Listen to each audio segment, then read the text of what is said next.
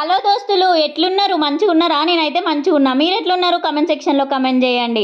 సరే సరే, ఇక ముచ్చటంతా పక్కన పెట్టు కానీ ఇంతకేమో చేస్తున్నట్టున్నావు, ఏం చేస్తున్నావు, ఏమేమో చూపెడుతున్నావు అనుకుంటుర్రా? రామాయణం అంతిని రామునికి సీత ఏమైతుంది అన్నట్టున్నది మీ ముచ్చట. గంత మంచిగా కోడిగుడ్లు ఉల్లిగడ్డలు చూపిస్తే మళ్ళీ ఏం కూర వండుతున్నావు అని అడుగుతారేంది క్వశ్చన్. ఒరక్కో నీ కథ ముద్దుగానే ఉంది కదా, నిన్నెక్కడ అడిగినాం మేము ఇప్పుడు క్వశ్చన్ అని అనుకుంటారేమో. జస్ట్ ఊరికే కిడ్డింగ్ అంతే. ఇక ఈ కోడిగుడ్లతో అయితే రకరకాల కూరలు అయితే వండుకోవచ్చు. సరే సరే, అదంతా పక్కన పెట్టు కానీ నీకల్లా ఎన్ని రకాలు వచ్చో చెప్పు ముచ్చట ముందు అనుకుంటారేమో.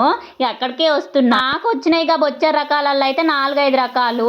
ఎగ్ ఫ్రై, ఎగ్ టమాటా, ఎగ్ పులుసు, ఇంకా ఎగ్ మసాలా కర్రీ, ఇంకా గిట్లా బాయిల్ చేసి వండుడు.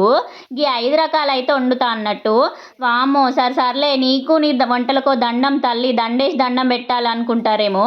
అంత పెద్ద నిర్ణయం అయితే తీసుకోకుర్రి, అసలే నా చిట్టి గుండె తట్టుకోలేదు. సచ్చడకేం వచ్చింది, 3 రోజుల దాకా పెట్టుకోవచ్చు కానీ జర మీరు ఛానల్ సబ్స్క్రైబ్ చేసుకోండి, వీడియోకి లైక్ ఇవ్వండి. బాయ్.